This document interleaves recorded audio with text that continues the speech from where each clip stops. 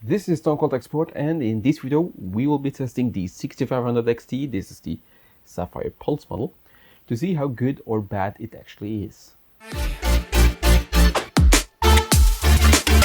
Alright, so this is without a doubt one of the smallest GPU boxes I've ever unboxed. It's it's quite tiny. Now let's see if we can get it open. Here we go. Got the box out. Now let's take a look at the card. In box there's a quick installation guide if you need it. And there's also some stuff. Don't know what that is. And here is the card. So clearly the card is also quite tiny.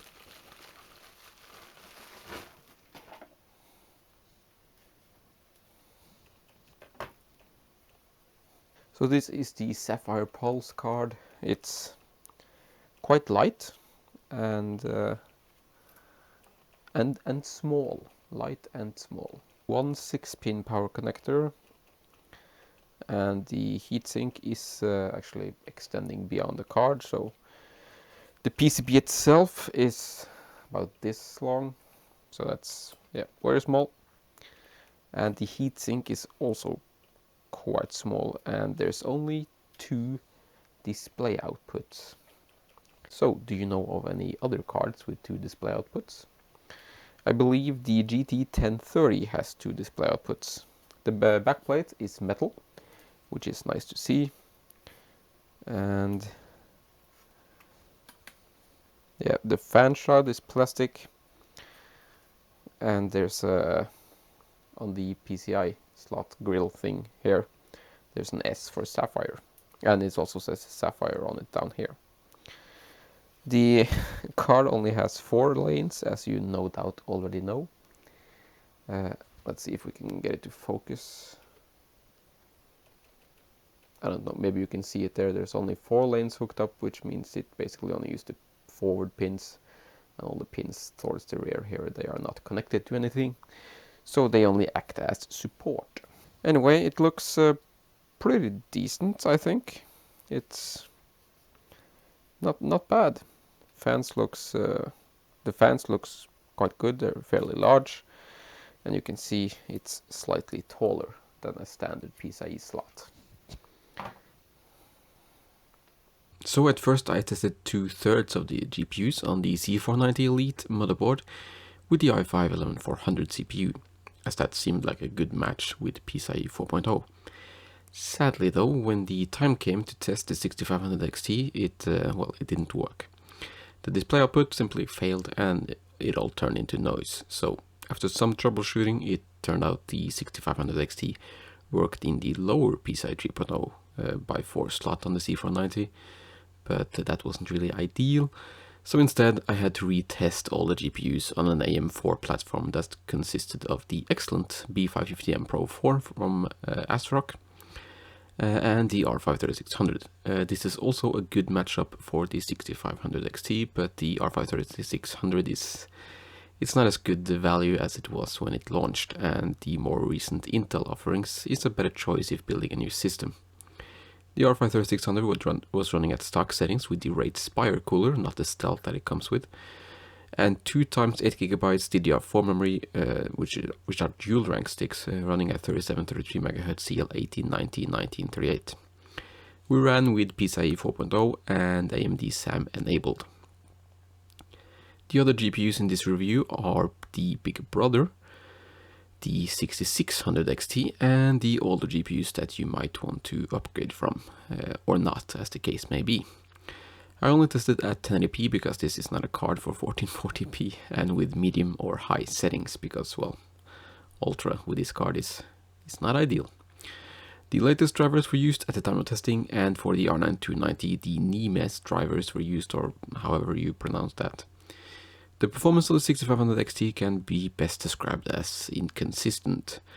It delivers impressive performance in Forza Horizon 5, coming in at 109.1 frames per second on average, with good frame times, and it actually manages to beat the GTX 1070 by 16%. We also see an okay result in Cyberpunk 2077. Here it is 11% faster than the 1070's results, but none of the GPUs are able to reach 60 frames per second with medium settings here, and from here on out it's basically all downhill. It is able to match the 1070's performance in Hitman 3, but is soundly defeated in Halo Infinite, where the 1070 is a whopping 63% faster. This could be due to VRAM, as all the cards with 4 gigs or less VRAM see pretty poor performance in Halo, so dropping settings further might help. The 6500 XT slots in between the aging GTX 970 and the 1070 in most other titles, such as Outriders, where the performance is not outright bad, but it's not as fast as the 1070. And it's the same story for Shadow the Tomb Raider. The 6500 XT delivers decent performance, but falls short of the 1070, and this holds true for many of the other titles as well, such as Assassin's Creed Valhalla, Assetto Corsa Competitzione, where the 3GB 1060 comes awfully close to the 6500 XT, Life is Strange True Colors, and in Rainbow Six Siege. In Doom Eternal, the 6500 XT is only delivering a very slight increase in performance over the close to a decade-old R9 290, which is disappointing. The 6500 XT also has hardware-accelerated ray tracing, but do not think you can use ray tracing in games. In Shadow the Tomb Raider with medium settings and ray tracing set to high, and this game only has ray traced shadows, the performance fell short of the GTX 1070, which is doing software ray tracing. Granted, performance is close enough that you could call it a tie, but considering the 6500 XT has hardware for ray tracing and the 1070 does not, this is a loss. Moving on to average performance, here the RT results from Shadow the Tomb Raider is left out, so we are left with 11 games, and the 6500 XT is coming in at 87.5 frames per second on average. Falling short of the 1070, but an okay upgrade from the older 970, R9 290 and 1063 gig. Normalizing for the 1070, we can see that the 6500 XT is delivering 86% of the performance of a 1070, 6 years later. Switching over to normalizing for the 970, the 6500 XT is giving us 30 to 35% more performance than the 970, R9 290 and 1063 gig, which are all delivering around about the same performance. So if you have one of these cards, you will get a bit of an upgrade, but if it's worth it, well, that's up to you. Generally, I would prefer at least a 60% increase if you are upgrading. So are you better off getting a used 1070? Well, maybe not. I used the average GPU prices from Hardware Unboxed for the 1070 and used the lowest price on PC Part Picker for the 6500 XT where it was in stock. For the R9 290 and GTX 970, both of these should be available for around 120 USD. And I would not pay more for cards that are that old anyway. Here we see the R9 290 and the GTX 970 delivers the best performance per dollar, but these cards are getting pretty old. Looking at the more recent GPUs, the 6500 XT along with the 1063 gig actually appears to be good value relative to the time we live in. In a bigger picture, the 6500 XT is a letdown, of course. I mean, less than 1070 performance for 200 USD 5 to 6 years after the 1070 launched. That is frustrating and it kind of pisses me off. But we have to keep in mind the time we live in, and with inflation, shortage and shipping prices, VRAM prices and the rest of it, no GPU today is going to be a good deal. Taking a look at power consumption next, which is very relevant with the insane electricity prices we see in Europe at the moment and have seen this winter, we can see that the RX 6500 XT is using about the same amount of power as the 1063 gig, and considerably less than the older 970 and R9 290. But efficiency is not just about power consumption, it's also about the performance it can deliver. Taking the power consumption and dividing it by the average FPS is giving us an idea of the efficiency of these cards, and here the 6500 XT is not that impressive. The 6600 XT is only using about 1.9 watts per FPS, while the 6500 XT is using 2.6 watts per FPS, close to the 3 watts of the 1070. So even though it's on a 6nm process, this is probably not the best silicon. I also did some PCIE 3.0 testing and SAM testing because I just couldn't help myself. And in Forza Horizon 5, the 6500 XT running at PCIe 3.0 with no SAM enabled only managed to deliver 71% of the performance of the card running at PCIe 4.0. But by enabling smart access memory, we did see a 30% improvement, and while it still isn't able to match the PCIe 4.0 result, which is also running SAM, it is quite a bit closer.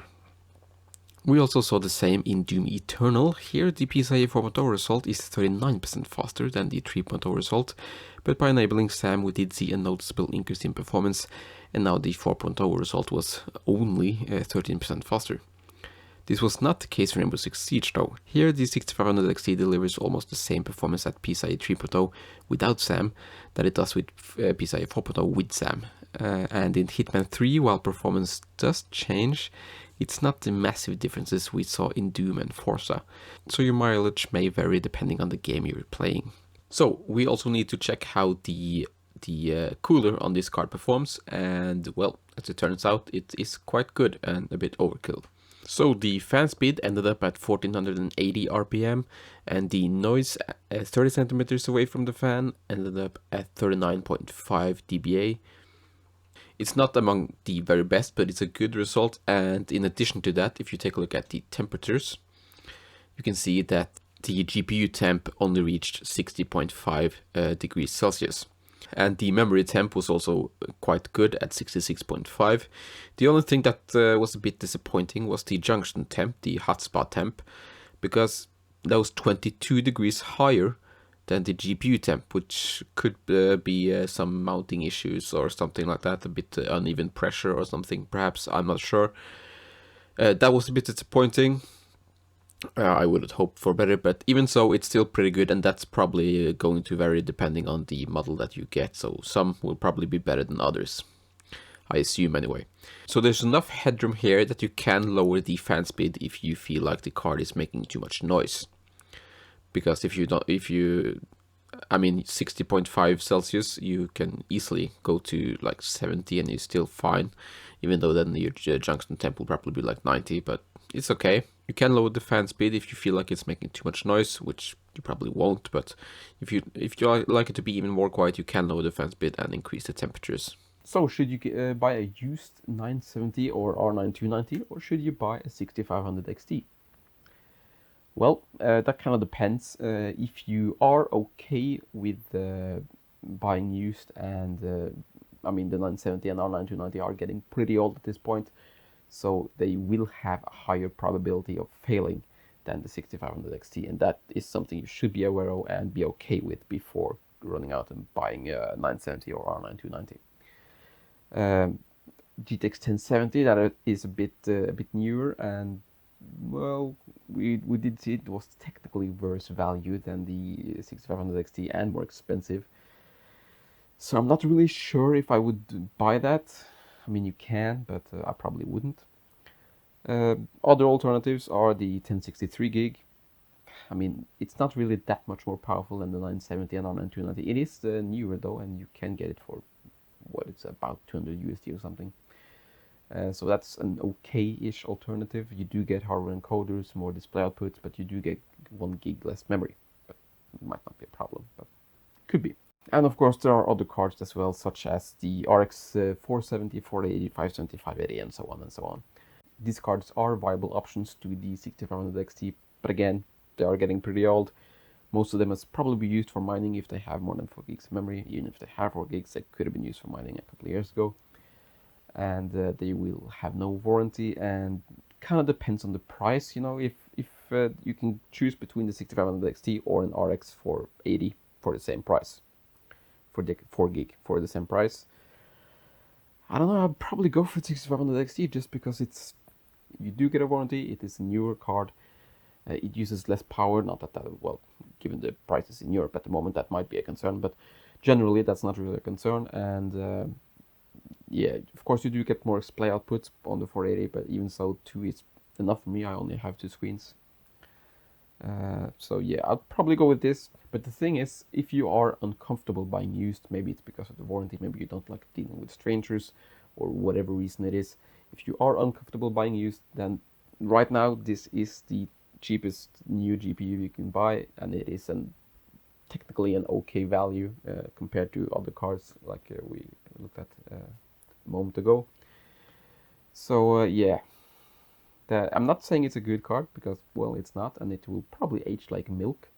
So if you can save up a bit more, you should probably buy the 6600 non-XT or XT if you can swing it instead of this card. But if you need it right now at this second, then sure, this is your only option. At least it is in stock in a lot of places and you should be able to get it. So yeah, I guess that's a good thing. If you are mainly interested in gaming and the 6500 XT is the best GPU that you can afford at the moment, you should probably also take a look at the Xbox Series S, because that's also around $300 and you get everything in one box and you don't have to deal with the GPU prices. So that's pretty much it for this video. Thank you so much for watching. And yeah, if you want a sub $300 GPU, buy an Xbox Series S. Goodbye.